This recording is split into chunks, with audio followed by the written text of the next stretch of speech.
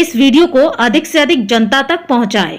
हमें अपना वास्तविक इतिहास जानने का न केवल अधिकार है अपितु तीव्र आवश्यकता भी है, ताकि हम उस दास मानसिकता से मुक्त हो सके जो हम सबके अंदर घर कर गई है, ताकि हम जान सके कि हम कायर और विभाजित पूर्वजों की संतान नहीं है, हम कर्मठ और संगठित वीरों की संतान है। दोस्तों, आपने अक्सर सुना होगा मुसलमानों के द्वारा कि हमने 800 साल भारत पर हुकूमत की, खुदा कसम तुम मिट जाओगे, यानी ऐसी धमकियां देते हुए मौलाना मौलवियों को आपने देखा होगा। लेकिन आज के इस वीडियो में हम आपको भारत में मुस्लिम शासन के 800 वर्षों के झूठ का पर्दाफाश करके दिखाने वाले हैं। भारत में मुसलमानों ने 800 साल राज किया ये तो पता नहीं, हाँ राज किया ये कहा जा सकता है, लेकिन 800 या 1400 साल राज किया ऐसा बिल्कुल भी नहीं माना जा सकता और ना ही कहा जा सकता है। लेकिन बावजूद इसके अगर कोई मौलवी मौलाना मुस्लिम ऐसा कहता है तो दोस्तों वो सरासर झूठ बोल रहा है, क्योंकि इतिहास, वर्तमान और साथ में आने वाला भविष्य गवाही देता है कि इस्लाम जहां भी गया है या जहां भी मौजूद है या जहां भी जाता है, ये लोग शासन या हुकूमत करने नहीं जाते हैं, बल्कि वहां पर लड़ाई झगड़ा दंगा फसाद करने जाते हैं। और दंगा फसाद करने वाले लोग, लड़ाई झगड़ा करने वाले लोग कभी भी कहीं पर भी अपनी हुकूमत नहीं चला सकते हैं। जी हाँ, हुकूमत चलाने के लिए भी दोस्तों एक गट्स की जरूरत होती है जो इस्लामिस्टों के पास में नहीं है, क्योंकि हुकूमत करने के लिए साम दाम दंड भेद के साथ साथ नियत को भी साफ रखना पड़ता है, जो कि इस्लाम के लोगों के अंदर तो बिल्कुल भी होता ही नहीं है। उनकी नियत कभी भी किसी भी जंग में साफ तौर पर ईमानदारी की राह पर होती ही नहीं है। खैर, आज के इस वीडियो में अंत तक बने रहिएगा, क्योंकि आप जानने वाले हैं क्या सच में भारत के अंदर मुसलमानों ने 800 सालों तक राज किया है। जी हाँ दोस्तों, सुनने में यही आता है, पर ना कभी कोई आत्ममंथन करता है और ना ही इतिहास का सही अवलोकन।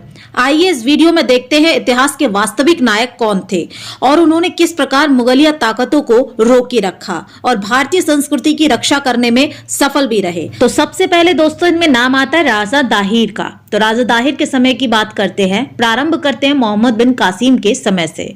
भारत पर पहला आक्रमण मोहम्मद बिन ने 711 ईस्वी में सिंध पर किया था। राजा दाहिर पूरी शक्ति से लड़े और मुसलमानों के धोखे के शिकार होकर वीरगति को प्राप्त हो गए। अब आते हैं वप्पा रावल। दूसरा हमला 735 में राजपुताना पर हुआ, जब हज्जात ने सेना भेजकर वप्पा रावल के राज्य पर आक्रमण किया। वीर वप्पा रावल ने मुसलमानों को न केवल खदेड़ा बल्कि अफगानिस्तान तक मुस्लिम राज्यों को रौंदते हुए अरब की सीमा तक पहुंच गए थे।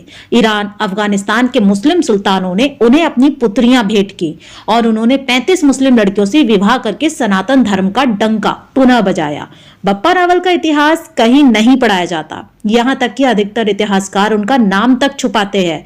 गिनती भर हिंदू होंगे जो उनका नाम जानते होंगे। दूसरे ही युद्ध में भारत से इस्लाम समाप्त हो चुका था। ये था भारत में पहली बार इस्लाम का सर्वनाश। सोमनाथ के रक्षक राजा जयपाल और आनंदपाल के बारे में भी जानते हैं। अब दोस्तों आगे बढ़ते हैं और आते हैं गजनबी पर।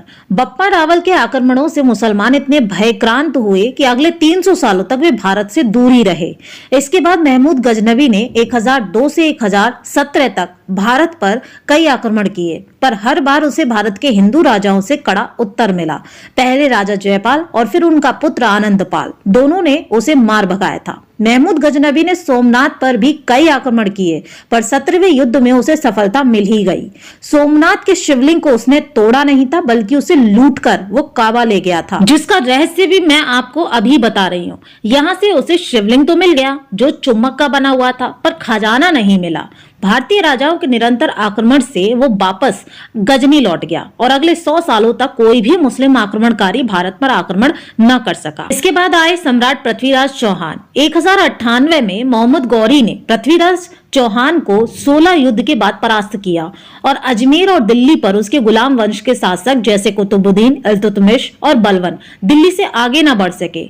उन्हें हिंदू राजाओं के प्रतिरोध का सामना करना पड़ा। पश्चिमी द्वार खुला रहा, जहां से बाद में खिलजी, लोधी, तुगलक आदि आए।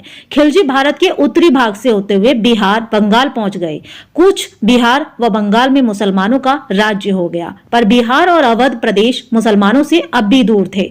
शेष भारत में केवल गुजरात ही मुसलमानों के अधिकार में था, अन्य भाग स्वतंत्र थे। अब आते हैं राणा सांगा। 1526 में राणा सांगा ने इब्राहिम लोधी के विरुद्ध बाबर को बुलाया था।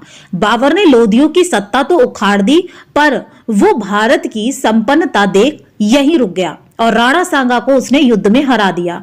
चित्तौड़ तब भी स्वतंत्र रहा, पर अब दिल्ली मुगलों के अधिकार में थी। हुमायूं दिल्ली पर अधिकार नहीं कर पाया, पर उसका बेटा जरूर दिल्ली से आगरा के भाग पर शासन करने में सफल रहा। तब तक कश्मीर भी मुसलमानों के अधिकार में आ चुका था। लेकिन दोस्तों, आप सभी को पता है कि राणा सांगा बिल्कुल भी झुके नहीं थे। उन्होंने अपने समय पर अपने तरीके से जितना वो मुसलमानों का विरोध कर सकते थे उतना उन्होंने युद्ध में विरोध किया और कई सारे मुसलमानों को मौत के घाट भी उतारा। अब आते हैं महाराणा प्रताप। अकबर पूरे जीवन महाराणा प्रताप से युद्ध में व्यस्त रहा, जो वप्पा रावल के ही वंशज थे और उदय सिंह के पुत्र थे, जिनके पूर्वजों ने 700 सालों तक मुस्लिम आक्रमणकारियों का सफलतापूर्वक सामना किया। जहांगीर और शाहजहां भी राजपूतों से युद्धों में व्यस्त रहे और भारत के बाकी भाग पर राज्य नहीं कर पाए। दक्षिण में बीजापुर में तब तक इस्लाम शासन स्थापित हो चुका था। फिर आए छत्रपति शिवाजी महाराज। औरंगजेब के समय में मराठा शक्ति का उदय हुआ और शिवाजी महाराज से लेकर पेशवाओं ने मुगलों की जड़ें खोद डाली। शिवाजी महाराज द्वारा स्थापित हिंदवी स्वराज्य का विस्तार उनके बाद आने वाले मराठा वीरों ने किया।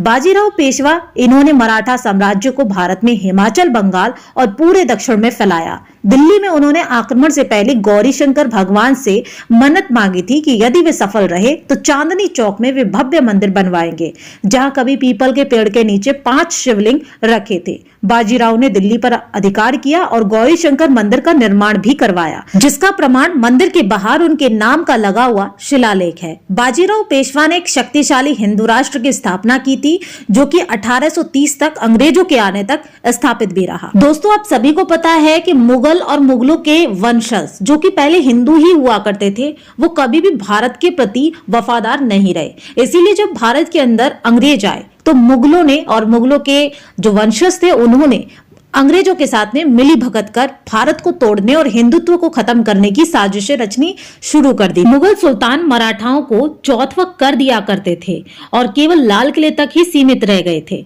और वे तब तक शक्तिहीन रहे जब तक अंग्रेज भारत में नहीं आ गए।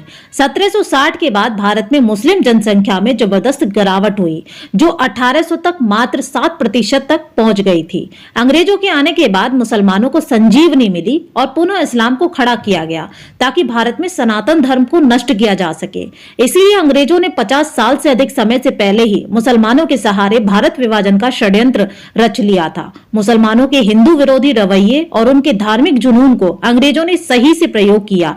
तो दोस्तों, अब जानते हैं कि आखिर ये झूठा इतिहास हमें क्यों पढ़ाया गया। असल में हिंदुओं पर 1200 सालों के निरंतर आक्रमण के बाद भी जब भारत पर इस्लामिक शासन स्थापित नहीं हो पाया और न ही अंग्रेज इस देश को पूरी तरीके से समाप्त कर सके, तो उन्होंने शिक्षा को अपना अस्त्र बना लिया और इतिहास में फेरबदल करने लगे। अब हिंदुओं की मानसिकता को बदलना है तो उन्हें ये बताना होगा कि तुम गुलाम रहे हो। लगातार जब यही भाव हिंदुओं में होगा तो वे स्वयं को कमजोर और अत्याचारी को शक्तिशाली समझेंगे। इसी चाल के अंतर्गत ही हमारा जातीय नाम आर्य के स्थान पर हिंदू रख दिया गया, जिसका अर्थ होता है काफिर, काला, चोर, नीच आदि, ताकि हम आत्महीनता के शिकार हों, अपने गौरव, धर्म, इतिहास और राष्ट्रीयता से विमुख हो, दासत्व मनोवृत्ति से पीड़ित हो सके। वास्तव में हमारे सनातन धर्म के किसी भी शास्त्र और ग्रंथ में हिंदू शब्द कहीं भी नहीं मिलता है, बल्कि शास्त्रों में हमें आर्य, आर्यपुत्र और आर्यवर्त राष्ट्र के वासी बताया गया है। आज भी पंडित लोग संकल्प पाठ कराते हुए आर्यवर्त अंतर्गते का उच्चारण कराते हैं। अतः भारत के हिंदुओं को मानसिक गुलाम बनाया गया, जिसके लिए झूठे इतिहास का सहारा लिया गया और परिणाम आपके सामने है। लुटेरे और चोरों को आज हम बादशाह, सुल्तान नामों से पुकारते हैं, उनके नाम पर सड़कें बनाते हैं, शहरों के नाम रखते हैं और उसका कोई हिंदू विरोध भी नहीं करता, जो बिना गुलाम मानसिकता के संभव नहीं हो सकता है। इसीलिए उन्होंने नई रणनीति अपनाई, इतिहास बदलो, मन बदलो और गुलाम बनाओ। यही आज तक होता आया है। जिसे हमने मित्र माना वही अंत में हमारी पीठ पर वार करता है। इसीलिए दोस्तों, झूठे इतिहास और झूठे मित्र दोनों से सावधान रहने की आवश्यकता है। इसीलिए इस वीडियो को अगर आपने अंत तक देखा है तो इसे शेयर करना बिल्कुल मत भूलिए, क्योंकि हो सकता है कि आप तक ये जानकारी रहेगी तो सिर्फ आपकी ही मानसिकता बदलेगी। लेकिन अगर आपसे जुड़े लोगों तक ये जानकारी पहुंचेगी तो हम ज्यादा से ज्यादा सनातनियों की मानसिकता को गुलाम होने से रोक सकते हैं।